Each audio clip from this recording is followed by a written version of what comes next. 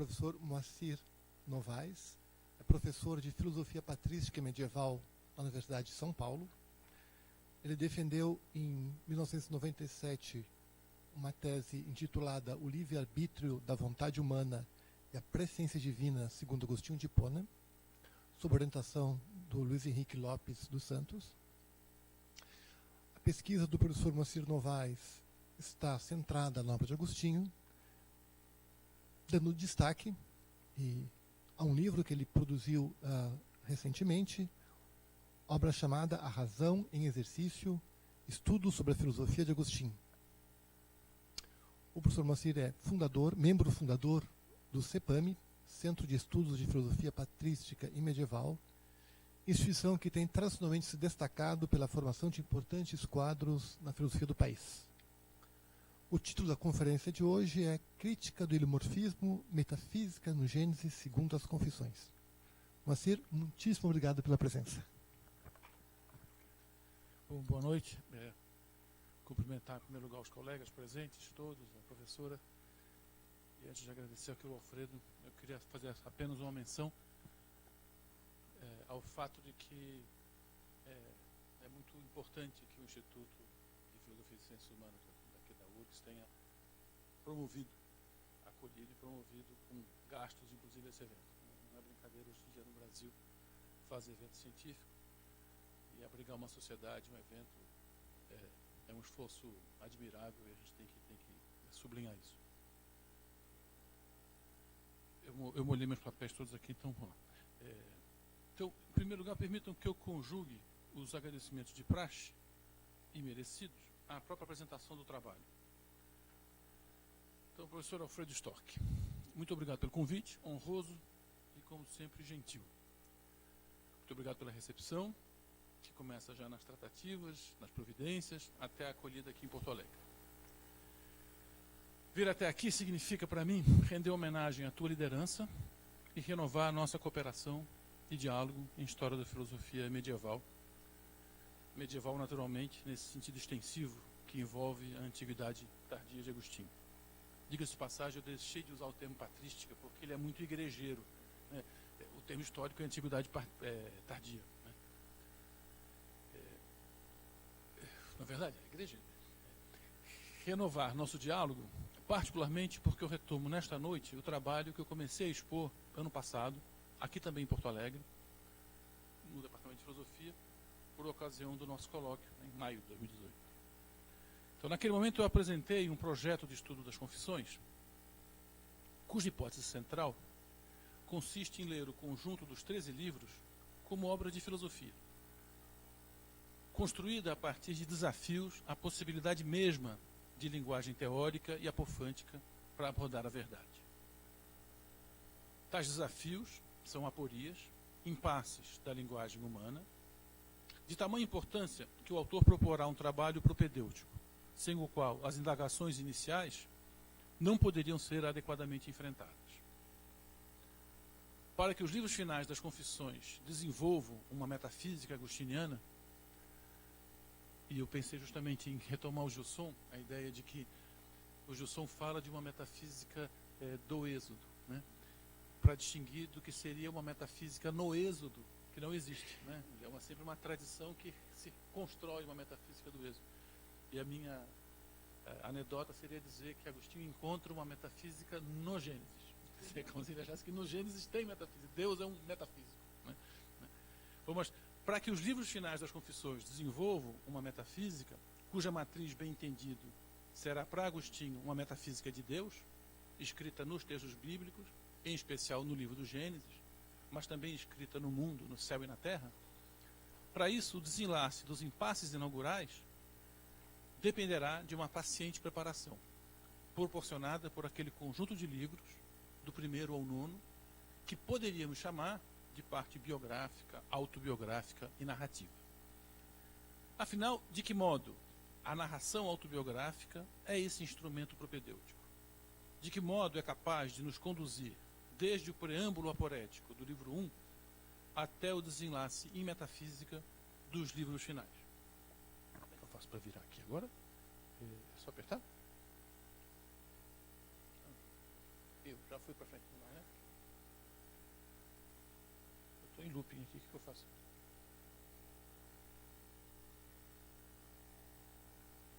Ah, é isso. Pronto, isso. Ah, essa aqui pode, obrigado. Então, esse na verdade é o título, eu cumpri o rito acadêmico de não cumprir o título que prometo. Certo? Mas nesse caso, por uma razão importante, eu comecei a desenvolver o trabalho que eu tinha prometido e descobri que a introdução virou o trabalho. Né? Então, o que eu ia apresentar como introdução ao trabalho, que era a apresentação do peso da narrativa, para que se chegasse à discussão do modelo ilemórfico, tomou conta do trabalho e eu achei que não valia a pena mutilar e me deter nisso, então, que eu vou apresentar hoje. Espero que tenha valido a pena. É preciso discutir o valor da narração autobiográfica nas Confissões de Agostinho. Isso quer dizer, em primeiro lugar, que não devemos tomar a obra como principal, tampouco naturalmente, narrativa ou autobiográfica. Ainda que seja costumeiro dizer que as Confissões sejam uma autobiografia de Agostinho, seria proveitoso ler o conjunto dos seus 13 livros como obra filosófica, uma parte dos quais o autor escolheu escrever como autobiografia e mediante narrações, os livros 1 a 9. Para isso, proponho abordar as Confissões segundo a articulação de 2 temas, antes de examinar o papel e as transformações da narração especificamente.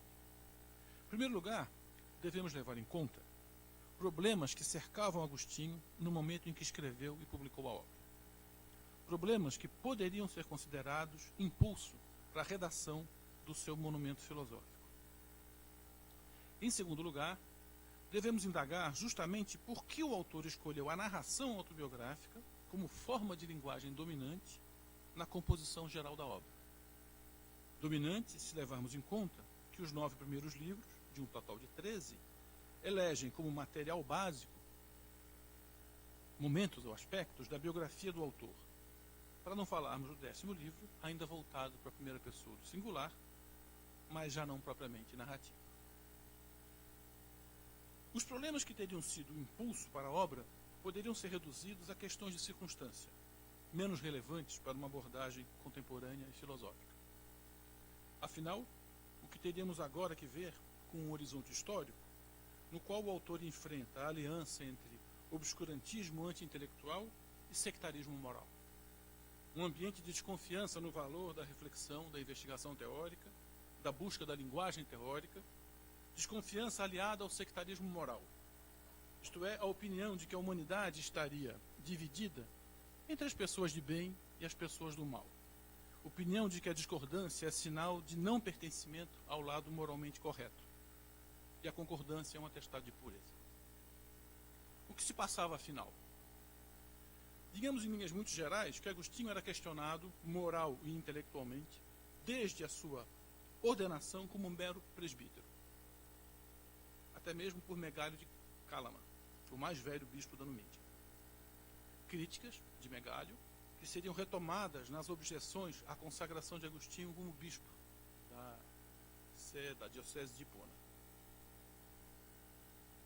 Antes de trazermos alguns elementos históricos à consideração, convém antecipar o sentido geral da reação de Agostinho. Desafiadas a legalidade e a legitimidade da sua consagração como bispo, desafios formulados por aqueles que brandiam suas falhas doutrinais e morais, o autor reage, mas não em defesa própria. Isto é, as confissões não serão uma autoapologia, um atestado de idoneidade doutrinal e moral do autor. Ao contrário, a obra aprofunda a consciência das incompletudes dele. É o autor quem fará uma denúncia mais radical das suas incompletudes morais e intelectuais. Mais do que isso, a partir de uma visão implacável de si mesmo e do jogo entre vozes diversas na narrativa, com as confissões, Agostinho prepara uma plataforma de investigação que irá para além dessa obra, fazendo da condição humana do autor, condição finita, incompleta e contingente, instrumento de legitimação da atividade especulativa e de uma conduta moral condizente. Agostinho era acusado de falhar no núcleo mesmo do rito de consagração. O rito, que dava continuidade aos ritos de batismo e de ordenação sacerdotal, exigia 2 coisas do candidato: transformação efetiva da vida e retidão doutrinal.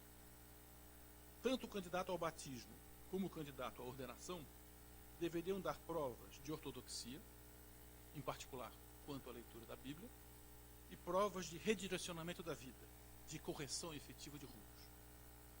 Ora, já o candidato a bispo deve exibir essas credenciais com grau elevado, maior conhecimento doutrinal e vida ilibada. Mas não faltavam acusações morais. Um passado escandaloso, como as próprias confissões viriam talvez a corroborar ironicamente. Um presente igualmente suspeito. Adversários mobilizavam antigas denúncias do próprio bispo Megalio. Por exemplo, um filtro amoroso enviado à esposa de um amigo. E assim por diante. O jogo era pesado. E já chegando ao campo doutrinal, Agostinho ocultaria, segundo essas denúncias, por ambições carreiristas, preferências doutrinais anticatólicas. Ele não teria verdadeiramente deixado a seita maniqueísta da sua adolescência. Eu acho que Agostinho devia se sentir como um professor de universidade federal, né? Quer dizer, uma vida dedicada à balbúrdia e à propagação de falsas ideologias. Era disso que se tratava. Ora, quando não era acusado de maniqueísta disfarçado, Agostinho erraria por professar o intelectualismo elitista trazido da corte de Milão. O jovem talentoso voltara dos seus anos de Itália, para o norte da África, né, carregado de sofisticada filosofia, enxergando Platão e metafísica nos humildes textos das escrituras sagradas. Agostinho tinha, pois, pela frente, a desconfiança de que o próprio tratamento intelectual da doutrina, que se associava a uma análise teórica e conceitual da Bíblia, colidiriam com um bom cristianismo. O prólogo de sua obra sobre a doutrina cristã, escrito pouco antes de começar as confissões, é um bom documento para esse debate. Mas ele não recuava. Já os paradoxos com os quais ele abre suas confissões atestam a sua disposição de enfrentar as agruras de uma perspectiva teórica e assim mostrar o seu proveito.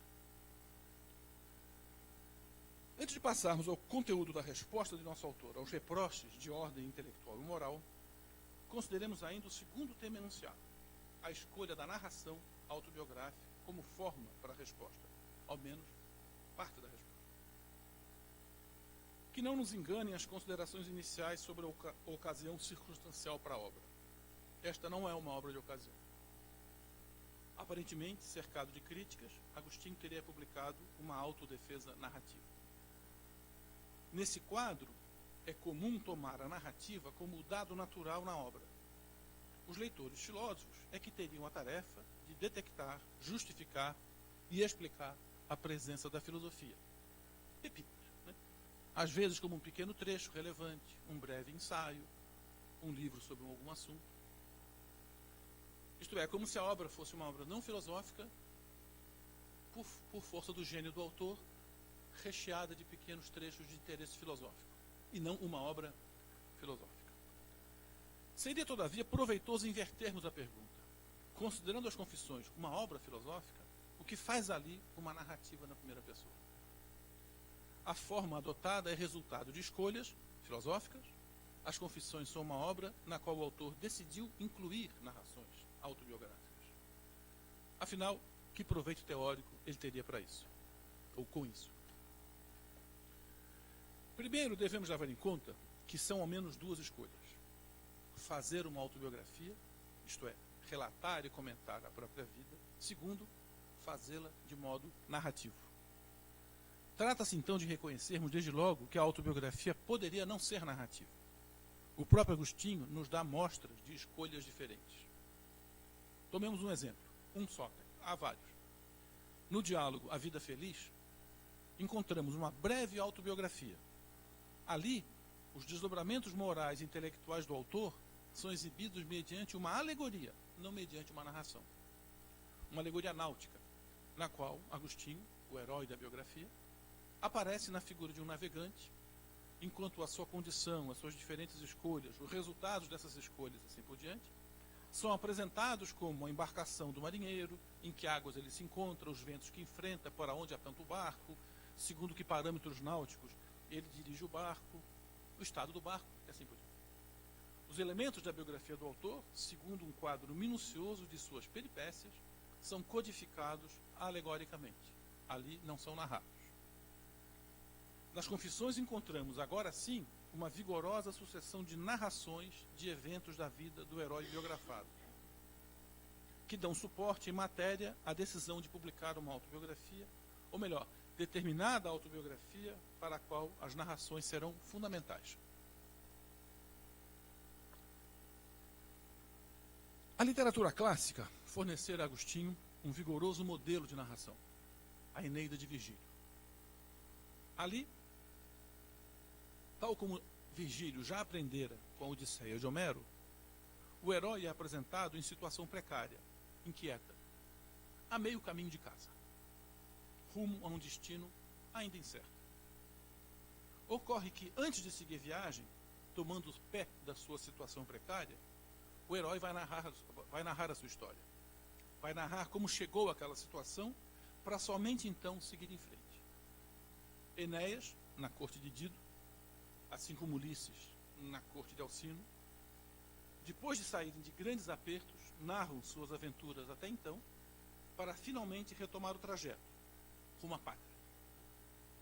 No caso de Ulisses, a pátria que já o esperava, no caso de Enéas, uma pátria ainda a ser fundada. Ora, talvez Agostinho faça algo muito semelhante nas suas Confissões.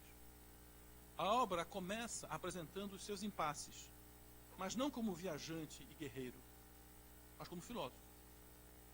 E os impasses serão tais que ele recorre também à narração das suas desventuras para conquistar uma nova situação, a partir da qual poderá voltar a enfrentar os seus impasses. É notável, por exemplo, como o final do livro 10 é uma retomada do prólogo do livro 1, como que relançando de fato o começo. A diferença agora é que a inquietude inicial que enseja a narrativa é conceitual, e a própria narrativa terá de oferecer resultados filosóficos para uma retomada de trajeto igualmente conceitual. A escolha da forma narrativa deve-se, pois, ao seu papel na articulação geral entre os problemas iniciais, já no breve prólogo, os 6 parágrafos iniciais do livro 1, e o desfecho nos últimos 4 livros, 10 a 13.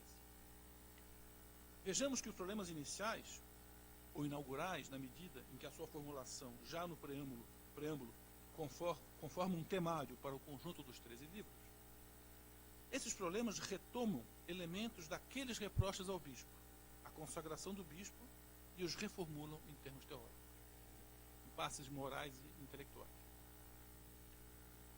No início da obra, o autor reconhece fracassar naquilo em que ele não poderia fracassar. Famoso como orador e investido da autoridade episcopal, Agostinho fracassa ao tentar dirigir a Deus uma prece de invocação e louvor.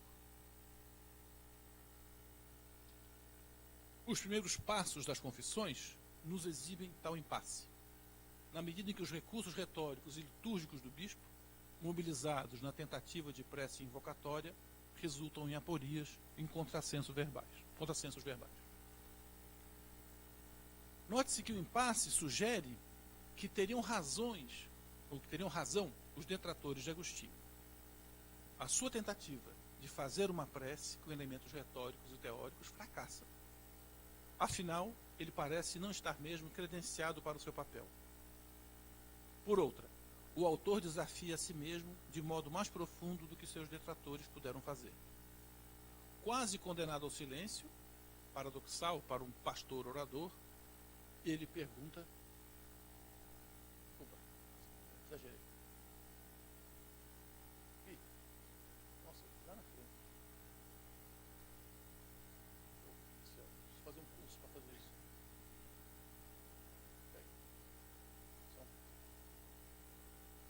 Agora, foi. Eu tenho que apontar para lá, né? Isso.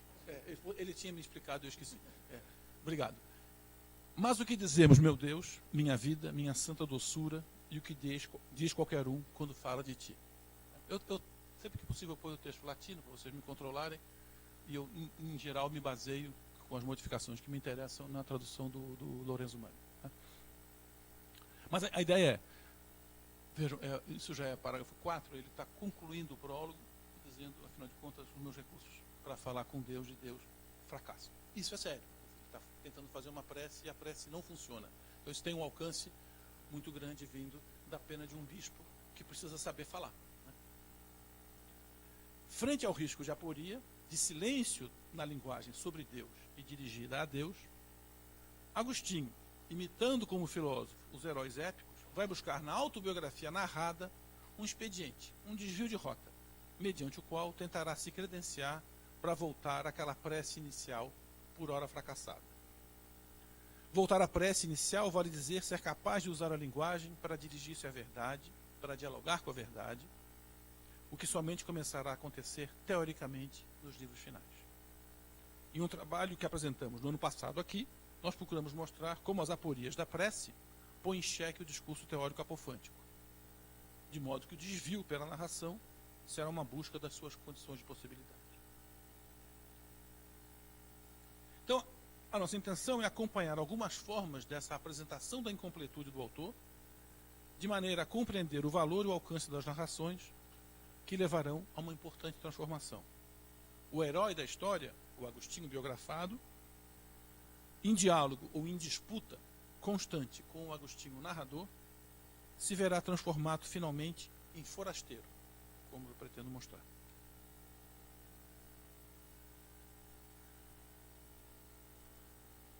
Uma primeira expressão importante da articulação entre incompletude e narração, nós podemos encontrar na passagem do primeiro livro para o segundo, das Confissões. No epílogo do livro 1, Agostinho faz como que um balanço da narrativa, para concluir que naquele ponto, tendo narrado somente a sua primeira infância, ele já teria material abundante para assinalar a dependência humana, a dívida do homem com relação às dádivas divinas, a sua radical contingência. Se tivesse morrido ainda criança, os dons de Deus já teriam sido assaz perceptíveis. E ele diz, mas de novo, não é lá. Ele pula.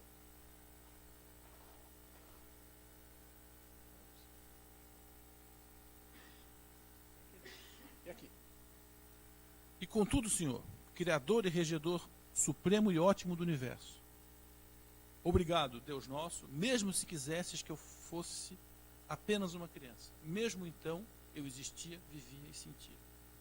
Esses 6 termos que eu fiz, existia, vivia e sentia, são uma espécie de epítome das dádivas divinas. Por que então continuar? Porque o resultado poderia parecer suficiente do ponto de vista estritamente intelectual. Porém, um autor quer narrar, com vistas também a uma transformação moral. De modo que o epílogo do livro 1, que eu estou aqui apresentando, dá lugar a esse começo do livro 2. Quero lembrar minhas vergonhas passadas e as corrupções carnais da minha alma, não porque as ame, mas para te amar. Meu Deus, faço isso por amor do amor de ti. A narração visa não somente fazer conhecer a dependência humana, a contingência da existência, da vida e da razão, mas também visa uma transformação da vontade, a ser obtida através da meditação sobre os eventos da vida. Então, como vai se dar essa transformação progressiva, mostrando as transformações do herói e, de certo modo, também do próprio narrador. Embora seja enunciada como alternativa para a continuidade da obra, a narração será a possibilidade de uso legítimo da linguagem justamente porque será a voz secundária, no diálogo que o autor vai construindo com a voz protagonista, que é a voz de Deus. Como se ele antecipasse o comentário metafísico final sobre a contingência humana, Agostinho entende que sua fala narrativa tão somente responde àquela voz de Deus que ele souber escutar na sua vida factual. Os eventos afortunados ou aparentemente desafortunados serão expressão verbal da misericórdia e da providência divinas. A sucessão de narrações será uma voz deuteragonista, voz que será interpretação daquela voz principal, segundo o que um filólogo alemão, Herzog, chamou de diálogo hermenêutico. A vida O que acontece na minha vida é uma voz divina, e narrar, de certo modo, é um modo de eu responder, dialogar com essa voz de maneira secundária. Então, meditar a ação de Deus na biografia significa tomar a vida como lugar de um discurso divino, de uma retórica divina, para o qual o narrador precisa apurar o ouvido. A linguagem divina soará não com palavras, mas com a ação divina na vida humana. E nesse sentido, mesmo a vida pecaminosa não será narrada para atender à curiosidade humana, mas não para expor os desregramentos do herói, mas sim porque ali o narrador encontrará um recado divino, na forma de uma ação misericordiosa. Esse diálogo hermenêutico, então, baseado no linguajar divino, que se ouve na vida factual, não pode proceder à confissão dos pecados sem constituir-se ipso facto como confissão de misericórdia. Sobre o pecado nada haveria a dizer se já não fosse como ocasião de confessar a misericórdia. Então não é que Deus que ele conte os seus pecados para depois descobrir misericórdia. A forma da narrativa já está impregnada de uma teoria da misericórdia e, na verdade, de uma teoria da graça, mas isso é outra história. Ora, no próprio curso da narração, a escolha da forma narrativa vai perdendo destaque, à medida em que os conteúdos narrados ocuparem a atenção do leitor, como formas dispostas sobre a narração. Narração que agora é simples pano de fundo. A própria voz do narrador deixará de dialogar exclusivamente com a voz divina, desde que o próprio biografado aprende a falar. A aquisição da fala pelo pequeno Agostinho é importante, porque ela vai fazer parte das múltiplas vozes mediante as quais Deus se antecipou às pretensões do nosso autor. Pretensões fracassadas. Em suma, de forma eleita de linguagem, a narração parece ocultar-se sobre tudo aquilo que por meio dela vem apresentar-se ao leitor. O aspecto a que desejamos dar relevo no desdobramento dessas vozes, ao longo da narração, é a pertinência dos recursos mobilizados, em especial as alusões e citações, consoante a perspectiva do enunciador. Nós poderíamos dizer, consoante o seu horizonte hermenêutico. Tal pertinência permite acompanhar os progressos do herói e do narrador na capacidade de mobilizar a Bíblia para o diálogo teórico e outros textos. Vamos ver 5 situações diferentes. Eu acho que dá tempo. Dá. O recurso mais patente são as citações bíblicas ou alusões que testemunham a maturidade do autor. Esse é o mais patente, é o mais fácil. Desde o prólogo do livro 1, onde nós podemos presumir a voz do autor sobre o conjunto da obra.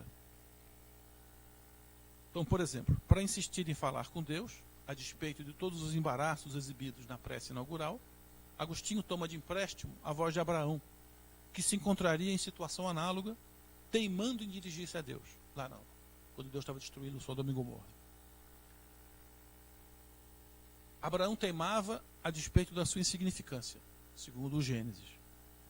E Agostinho então toma de empréstimo a voz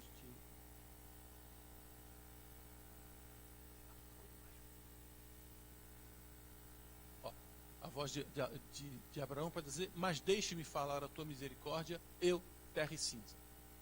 Esse é um expediente simples de Agostinho, usar a Bíblia como recurso para a sua voz. Agora, ainda no livro 1, a narrativa também articula o embate do herói com o narrador, num jogo de 2 vozes.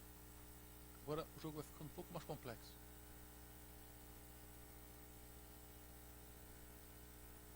Eu vou citar e eu vou comentar essa passagem. Mas eu chorava, Dido, morto ao procurar o seu fim pela espada, procurando eu mesmo as criaturas mais baixas ao de abandonar terra indo para a terra.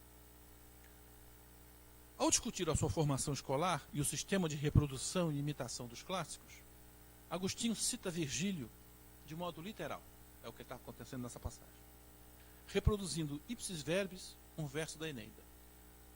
Deve estar a referência ali, né? Da Eneida, canto 6, 4, 5, 7. E ele reproduz incorporando o verso de Virgílio ao seu próprio texto.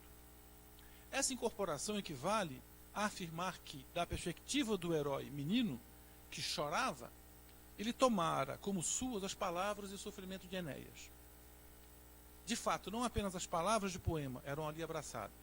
Agostinho assinala, mediante esse recurso, que a disposição ética do herói das Confissões identificava-se com o herói da Eneida.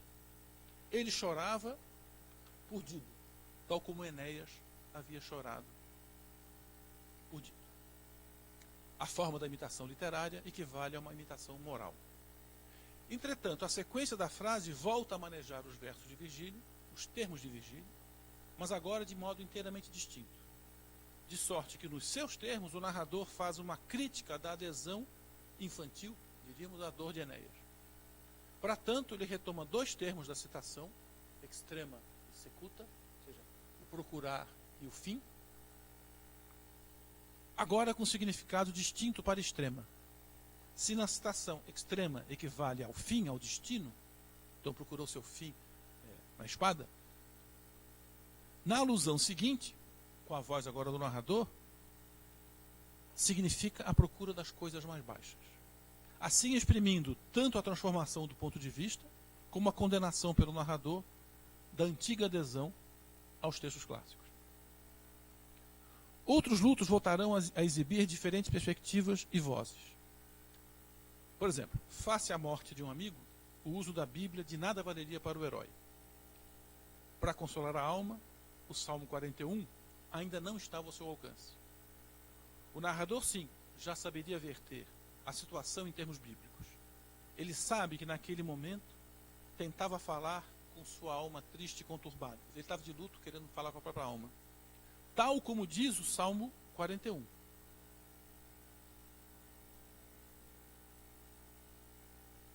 Está aqui. O Salmo diz, porque está triste minha alma e por que me conturbas? Espera no Senhor. Esse é o texto do Salmo. Ele se apropria da seguinte maneira: tornara-me uma questão para mim mesmo e perguntava a minha alma por que estava triste e por que ela me conturbava. E ela nada saberia me responder. E se eu dissesse espera em Deus, que é a citação do Salmo, justamente ela não obedeceria. Por quê? Para dizer de maneira simples, porque a alma naquele momento era materialista. Ele dizia, se naquele momento eu quisesse usar a Bíblia, não adiantava nada.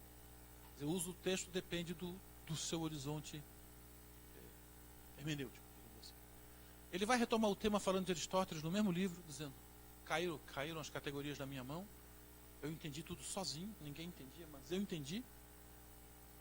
Mas o que ele vai dizer, se a gente ler direitinho na entrelinha, assim, não adiantou nada. Isso era uma ilusão, porque eu só conseguia decodificar Aristóteles do ponto de vista daquele moleque que eu era, e eu não tirei nada do texto.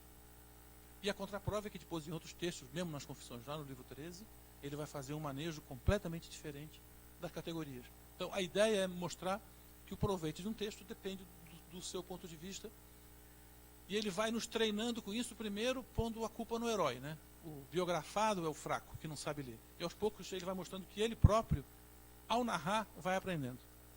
Que eu vou tentar mostrar agora de maneira sucinta, porque isso está ficando muito longo. Por exemplo, essa passagem eu gosto muito porque ela é uma espécie de contraprova. Agostinho se trai num certo momento e ao se trair, ele exibe a regra. A gente sabe que Agostinho, no final da vida, escreveu um livro chamado Revisões, né, em que ele revê a obra. E nesse livro, ele se condena por uma passagem das Confissões. Porque é uma passagem que ele, como narrador, e não como herói, cita um verso clássico, para falar de um outro luto. Eu vou tentar mostrar isso aqui agora. Eu aprendo. Está aqui. Não, isso é só a parte latina daqui lá. Ó. Ele diz lá, alguém disse com razão de um amigo seu, a metade da minha alma. Ele ficou bravo por ter dito isso. Ele falou, eu não devia ter dito isso. Né? Por quê? Porque ali ele transgride uma regra. Porque esse alguém que disse isso foi Horácio. O amigo, que era a metade da alma de Horácio, é Virgílio, ninguém menos que Virgílio. É um poema lindo, de Horácio dedicado a Virgílio. O que Agostinho se repreende? Ter usado como narrador, da perspectiva do narrador e não do herói, um verso clássico. O que é um bom testemunho, como contraprova da importância dessa regra. Quer dizer, o herói não podia usar o salmo, mas ele se deixou contaminar pelo verso clássico. Eu vou dar só mais um exemplo rapidamente, sem ler. para ir para uma coisa mais...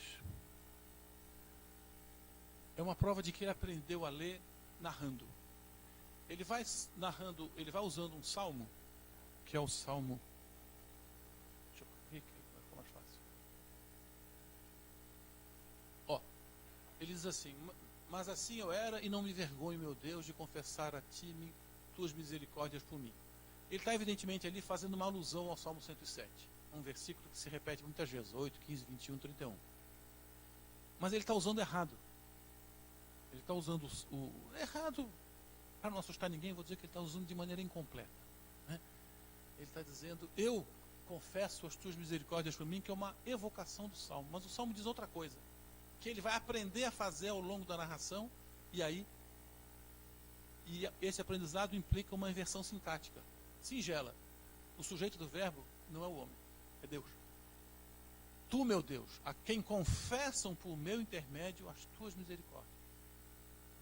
No texto bíblico, o sujeito do verbo confessar é Deus, são as misericórdias divinas. A voz humana é um expediente, né? Isso ele percebe ao meditar. Na passagem do livro 4 para o livro 5, ele descobre que até nisso ele é dependente. Que as confissões, que dão título para a obra, não são dele. As confissões são de Deus.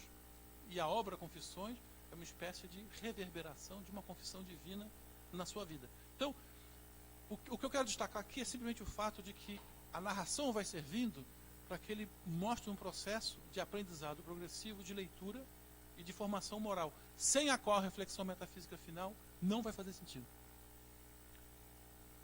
E agora, de modo abreviado, porque eu já falei muito, eu vou contar uma história. Eu não vou ler mais não, porque eu já falei 45, né? Chega. Na verdade, eu planejei mal, porque isso aqui era... Bom, todo mundo considera e fala do livro 8 das Confissões como o livro da conversão. Duvido que alguém aqui diga que não seja. Certo? O livro 8 das Confissões é o livro da conversão. E eu me pergunto por quê, né? Porque quando começa o livro 9, Agostinho faz um balanço muito implacável do que aconteceu no livro 8. Para dizer de maneira resumida, o livro 8 mostra que uma conversão, né? Uma conversão é um ato que requer a publicidade. Os grandes exemplos de conversão que ele narra no livro 8 são exemplos de grande ousadia pública. Mário Vitorino, Santo Antão, os agentes públicos, um deles talvez inclusive seja Jerônimo. Uma coisa que se assinala nas conversões é o fato de que elas são imitações e elas se dão a imitar. Elas fazem parte de uma cadeia de imitações. Ora, o que ele narra no começo do livro 9? Que ele tomou uma decisão completamente diversa. Ele decidiu fazer uma conversão clandestina. Deixa eu ver se eu acho o texto aqui rapidamente. Ele fica feliz da vida porque ele conversava com Deus, mas no fundo o que ele vai fazer? Deixa eu ver se eu acho. Eu vou desistir desse negócio. Está aqui.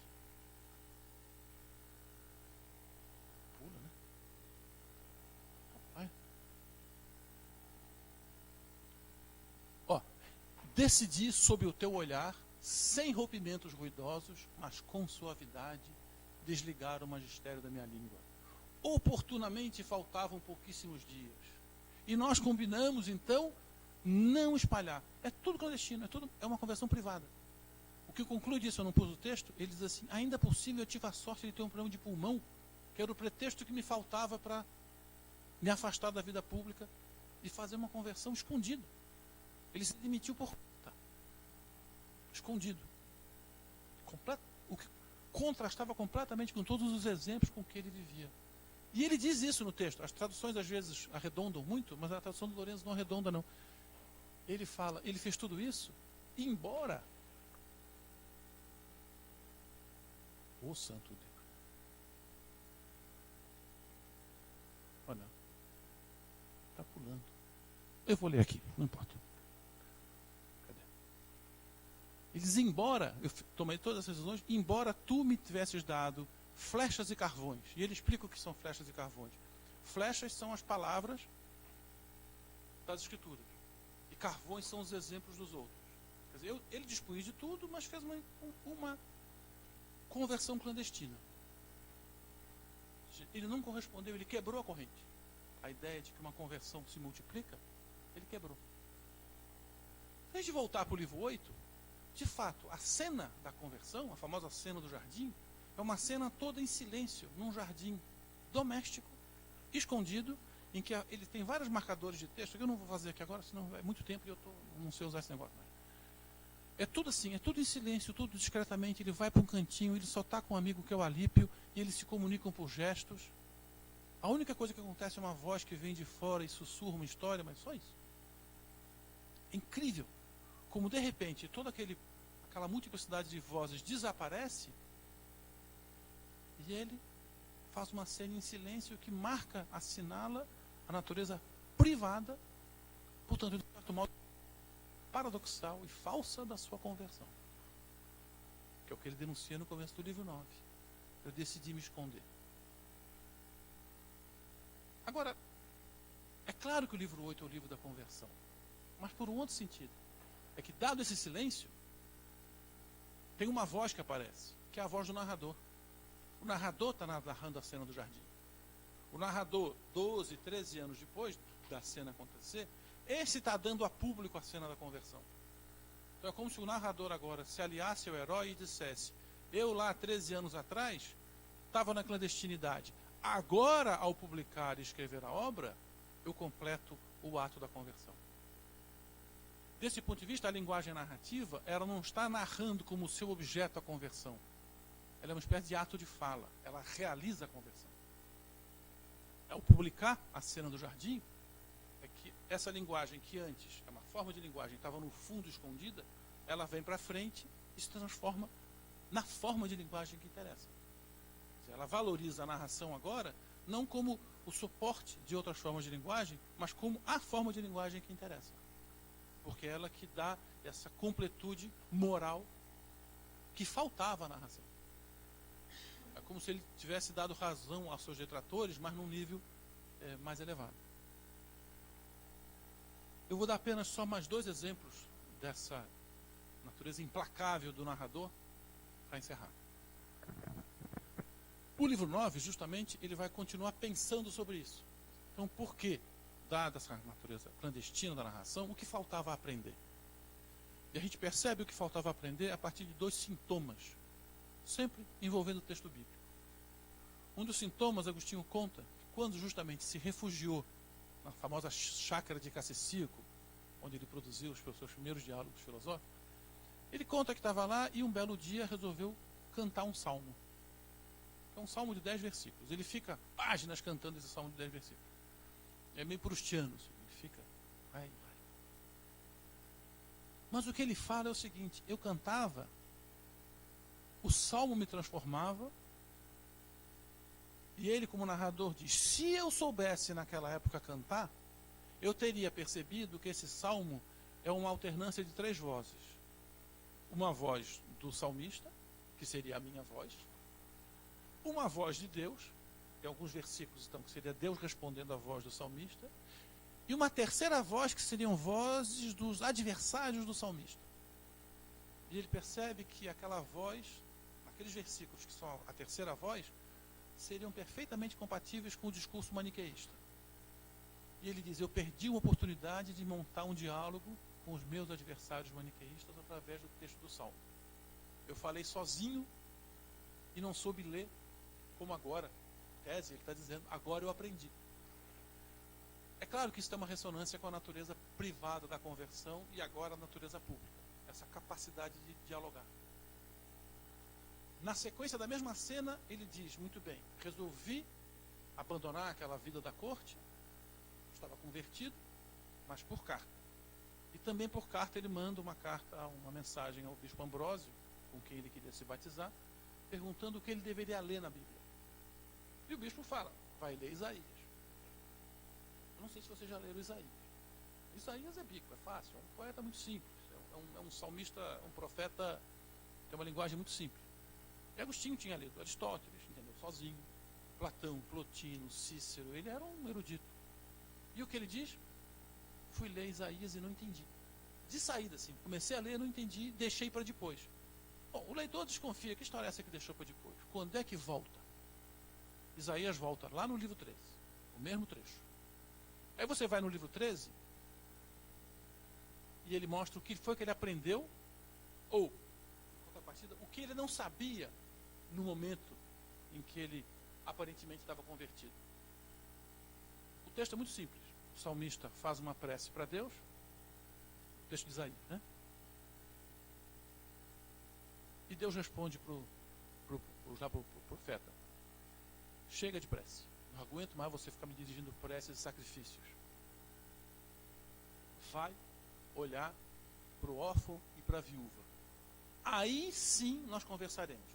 Textual, versículo 18, Isaías 1:18. Aí sim nós conversaremos. Agostinho cita esse verso, esse conjunto de versículos no livro 13, para dizer: aqui eu estou aprendendo a dialogar com os outros. Eu não procuro a verdade sozinho. No livro 9, ele está fazendo um diagnóstico da sua incapacidade de dialogar com os outros. Essa procura sozinha que estava patinando, estava fracassando. E a gente vai até o final do livro 9 com essa exploração da incapacidade do diálogo com os outros, em que toda aliança humana, todo vínculo humano é caracterizado pela brutalidade. A gente lê o livro 9 com paciência, é um livro da brutalidade humana. Espancamento das mulheres, das escravas, das crianças. O livro é brutal. As traduções às vezes dão uma arredondada, mas o texto é brutal.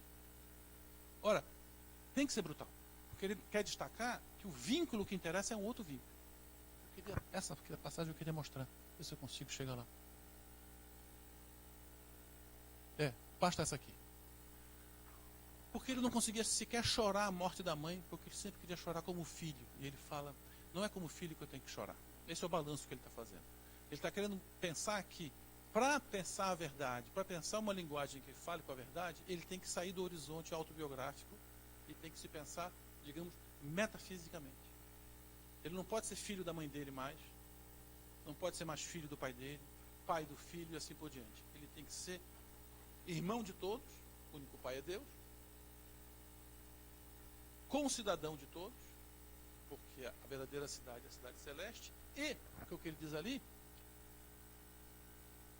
desterrado como todo mundo.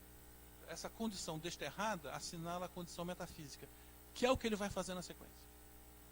Os livros finais são os livros que dependem de uma combinação de um olhar que é metafísico, o homem se despede completamente das suas condições biográficas e se põe num outro ponto de vista, que é igual a todo mundo. O preâmbulo do livro 10 vai construir essa nova versão. Olha, chega de biografia, o eu que interessa agora é um eu que se pensa de tal maneira que qualquer outro se reconhece. Então, não pela curiosidade do detalhe sórdido da minha vida fática, mas por se reconhecer como alma racional. Então, tem essa dimensão, digamos assim, teórica, que é o olhar metafísico, e, ao mesmo tempo, uma dimensão prática, digamos assim, moral, que é: eu só consigo dialogar se eu perceber que eu sou uma inteligência numa multiplicidade de inteligências. E que, então, eu não tenho acesso individual à verdade. Eu só tenho acesso à verdade, acesso eu não teria, mas eu tenho uma relação legítima com a verdade se eu me constituir numa multiplicidade de opiniões, sentenças e leituras verdadeiras. Isso eu não faço sozinho.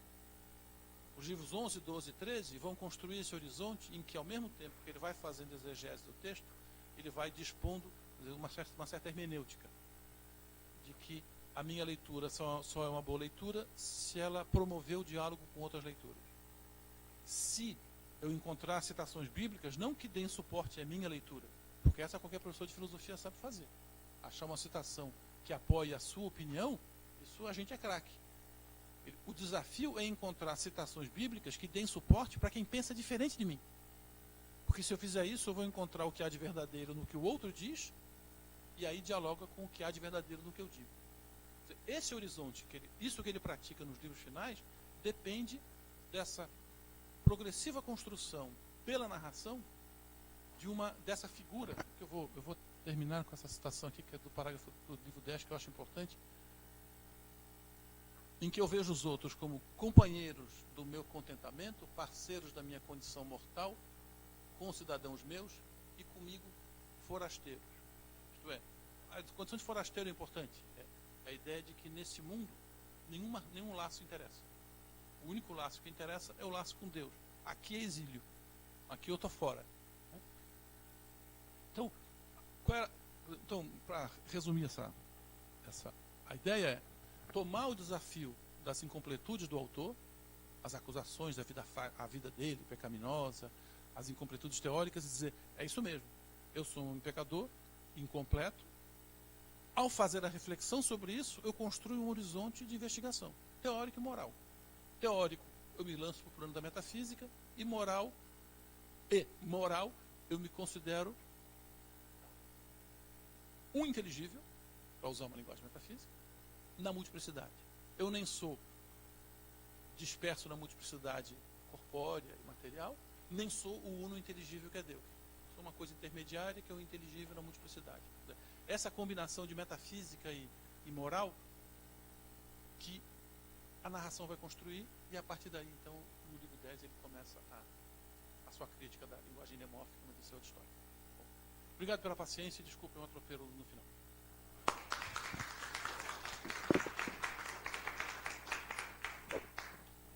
Obrigado, Moacir, por essa análise da estrutura, digamos, polifônica das confissões e do papel da necessidade de reconhecer essa polifonia para entender a natureza da obra. Enfim, era isso. Bom, nós temos algum tempo para perguntas, não muito, mas eu abro para quem quiser se manifestar.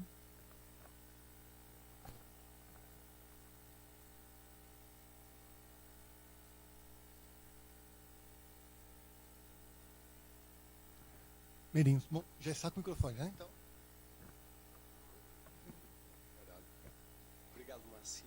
Queria fazer uma pergunta que é talvez uma provocação para inverter os termos da tua colocação. Logo no início, tu fizeste uma pergunta da qual pareceu-me a tua reflexão, e a pergunta era se as confissões são uma obra filosófica, o que é que faz lá a primeira pessoa? Não é? A minha pergunta é, retomando a tua pergunta, fazer-te uma outra. Talvez Agostinho aí esteja a retomar de facto a tradição filosófica das exortações à filosofia, usando a sua própria experiência pessoal, mas transferindo-a para o domínio religioso. E por isso a obra é mais usando a filosofia e a tradição filosófica, e Agostinho inovando com a colocação do discurso na primeira pessoa. O que ele está a fazer, capciosamente ou inteligentemente, é utilizar a tradição filosófica das exortações para fazer uma exortação à religião, e à verdadeira religião e à conversão religiosa. E nesse sentido a obra não seria uma obra de filosofia. Obrigado. Isso aqui é alta na ponta, né, como se fala, na linguagem do vôlei. Olha, veja, professor, a sua pergunta enseja reafirmar, quer dizer, reafirmar no sentido de que é exatamente verdade o que você está dizendo, e por isso é uma obra filosófica. Em que sentido? Uma das coisas que a gente pode ver em Agostinho, e esse preâmbulo é um preâmbulo em que ele usa não só a retórica do panegírico, mas ele usa as fórmulas rituais de sacrifício e de invocação divina. E quando eu falo de fórmulas rituais, não são fórmulas cristãs, são fórmulas da religião civil romana. Tem truque a truque ali, passo a passo, nos 6 primeiros parágrafos, um repertório de vocabulário, de técnicas, de sintagmas próprios à invocação do Deus. Misturado com técnicas de retórica, ele monta o que seria o que deveria ser o discurso perfeito de invocação e louvor do Deus. Só que dá errado. Por que dá errado, entre aspas? Porque ele mostra que aquelas fórmulas, elas precisam ser conceitualmente testadas. Porque elas simplesmente justapostas geram contrassensos. Ora, do ponto de vista da religião tradicional, não tem problema nenhum. Porque a religião romana não pretende ser uma religião teórica, é uma religião de prática. Então ninguém está se perguntando se Zeus é realmente compatível com aquele tipo de sacrifício do ponto de vista conceitual. É prática. E o que Agostinho está propondo é que, para ser uma nova religião, e tomar o lugar da religião civil romana, não basta trocar o Deus. Não basta ficar fazendo festa como Mônica fazia, levando cachaça para santo no cemitério. Para morto, né? Não para santo, para os mortos no cemitério. Isso é prática da religião civil. Tem que ressignificar, digamos, em termos neoplatônicos. Ora, O que é a verdadeira religião? Não por acaso o título de uma obra de Agostinho. É uma religião que se destaca da concepção de religião como prática e observância de rito para ser uma religião do pensamento. No começo da verdadeira religião, Agostinho faz uma análise do julgamento de Sócrates, para dizer por que os juízes de Atenas condenaram Sócrates à morte. Ou melhor, o que eles levaram em conta? Ninguém discutiu nenhuma proposição de Sócrates sobre os deuses. Eles condenaram Sócrates por desrespeitar os ritos. Esse é o problema da religião. Não é que eles tenham os conceitos errados, é que eles dão as costas para o conceito. Não tem conceito. A verdadeira religião, se eles fossem verdadeiramente religiosos, como eu acho que é a religião, eles teriam que discutir com Sócrates a sua concepção de Deus. Se querem, isso eles fizeram. A minha opinião como leitor de Agostinho é que ele está justamente construindo a ideia de que uma nova religião, o cristianismo como nova religião, e não é à toa que ele vai dar a mão ao platonismo, ela precisa se legitimar na medida em que ela construir um novo vocabulário conceitualmente consistente. Se a gente lê as confissões, a gente encontra todo o vocabulário do sacrifício, que era, digamos assim, a prática religiosa mais consolidada, digamos assim, ou uma prática fundamental da religião civil. Ela é toda ressignificada. A gente no século XXI lê isso achando que isso é vocabulário cristão trivial. Né? Vou sacrificar o meu coração. Tal. Se a gente para e lê como um homem do século IV, são cenas sangrentas, em que ele descreve a cena e fala, não, mas não é bem assim. O que eu estou chamando de hóstia, de vítima ali no altar para ser degolada, não é um corpo, é o meu pensamento. Então, as metáforas, a explicitação do caráter metafórico da linguagem sacrificial, entre outras linguagens, faz parte desse programa de dizer, se nós temos uma nova religião, é porque nós temos filosofia junto. Então, eu não veria uma dissociação. É claro que as confissões, elas mobilizam vários modelos. E um dos modelos, com certeza, é esse modelo da apresentação da própria vida no sentido exortativo. É claro, nesses 1600 anos entre as confissões e nós, há uma biblioteca de estudos que mostram a gente pode olhar agora e dizer, para fazer o estado da questão, uma superposição de modelos. Agostinho manejou vários modelos com o gênio dele. Mas o que eu acho é que o resultado geral do manejo desses modelos, ele é programaticamente filosófico. Eu não acho que eu esteja me apropriando como interessado em filosofia de uma obra não filosófica. Eu acho que é uma obra filosófica que nos propõe uma outra maneira de ler filosofia. Não, claro, por isso eu agradeço a provocação, eu estou me estendendo aqui por isso. Eu acho que, para mim, foi um grande ganho como leitor, parar de ficar procurando pepitas filosóficas no texto e assumir o desafio de olhar, eu vou ler como obra de filosofia. E aí, o que não me parecer filosofia, eu tenho que entender de outro jeito. Tem que ter esse trabalho. Então, obrigado pela pergunta. Mais uma pergunta? Professor Schneider. Mas no início do 10º livro, Agostinho pergunta quem sou eu? E respostas a essa pergunta sempre são o que sou eu? Chama-se conhecimento proposicional, SEP. E a pergunta quem sou eu não tem resposta. São tentativas, talvez metaforicamente, talvez filosoficamente, mas eu acho que o 10º livro e o livro 11 dão, não é narrativo, é figuradamente, claro, mas é uma filosofia, sim. Eu agradeço, eu também acho. Eu acho que a narração terminou no livro 9. O livro 10 já deixa de ser narrativo. O senhor tem razão. Ele transforma a pergunta, o que sou eu, de outra maneira. Ele começa dizendo que eu te conheço, Senhor, tal como sou conhecido. Ou seja, tal como é possível ter acesso a mim. Isso é uma alusão a Coríntios, né, que na verdade sugere o que ele vai fazer 7 parágrafos à frente, que é retomar o mesmo capítulo de Coríntios, que é a metáfora do espelho, né? Eu me conheço no espelho em enigma, né? É fácil a gente interpretar esse espelho em enigma numa chave platônica, né? Eu não consigo olhar diretamente para o sol, olho para os reflexos do sol, né? Eu não acho que isso seja falso, mas eu gosto de ler o livro 11 o livro 10 da seguinte maneira: quando eu me olho no espelho, o que ele está dizendo é, se eu me olhar no espelho, ao ver a minha imagem deformada num espelho obscuro, e é um espelho no século IV, não é um espelho agora, que é uma selfie, né? É um espelho, já é deformado no escuro, eu vejo Deus. Olha, eu digo para meus alunos, só quem vê Deus olhando para o espelho é o Brad Pitt. Eu, se olho para o espelho, o que eu vou ver? Vou ver uma imagem distorcida e no escuro. Por que isso é relevante? Ele nos diz didaticamente lá, ele diz, porque o espelho ele tem zonas de luz e zonas de sombra. As zonas de luz é a ação de Deus em mim, não sou eu. E as zonas de sombra é o que falta a mim para chegar lá. Ora, qual é a primeira zona de luz que ele vai examinar no espelho, quando ele pergunta o que sou eu? É o amor que ele tem por Deus. Ele diz, a primeira coisa que eu vejo no espelho é o meu amor por Deus. E aí ele vai começar a fazer a análise do amor, que vai nos conduzir à cérebro e à análise da memória, que é onde está o amor por Deus, que vai levar uma série de aporias, como a gente sabe, de tal modo que ele passe para a parte obscura, que são as concupiscências. Ele completa a análise. Então, eu estou inteiramente de acordo. O livro 10 é um livro sobre o eu, mas já não o eu autobiográfico narrado. É o eu em que cada mortal que quiser fazer uma investigação sobre si, vai encontrar algum proveito, porque não tem mais dado biográfico. É só essa perspectiva. Eu, meu amor por Deus, são as minhas concupiscências.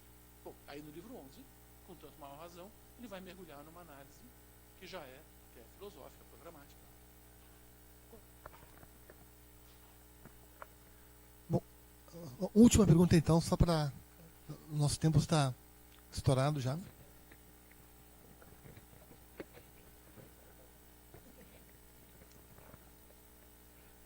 Obrigado pela oportunidade, obrigado, professor.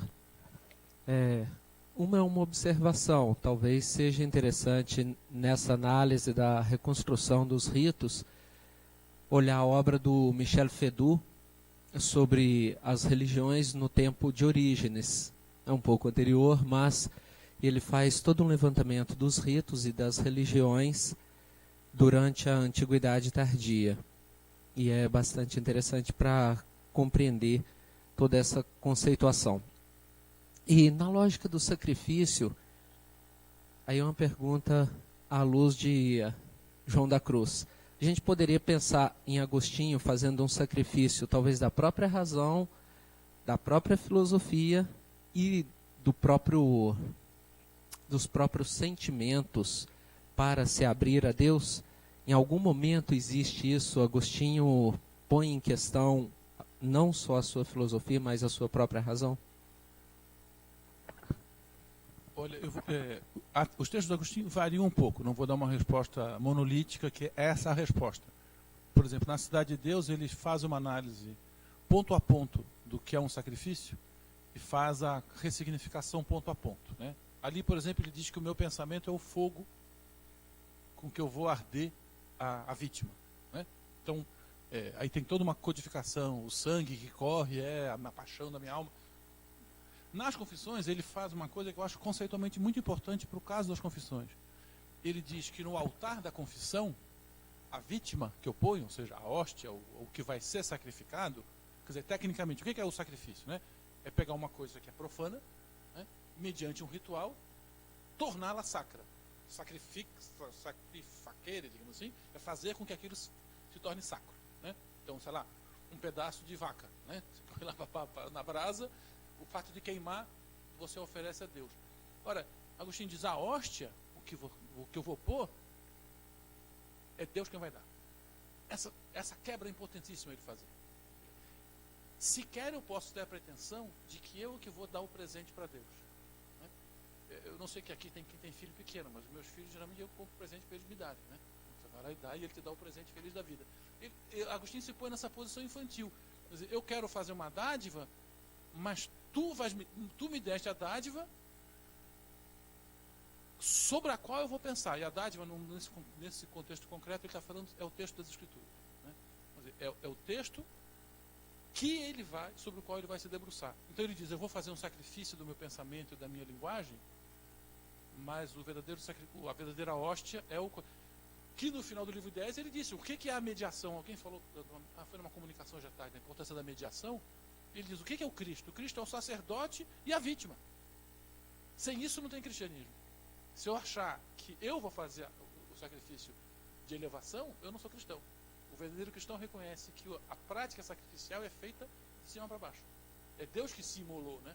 Foi Deus que se imolou. Então ele tenta dar isso um sentido conceitual.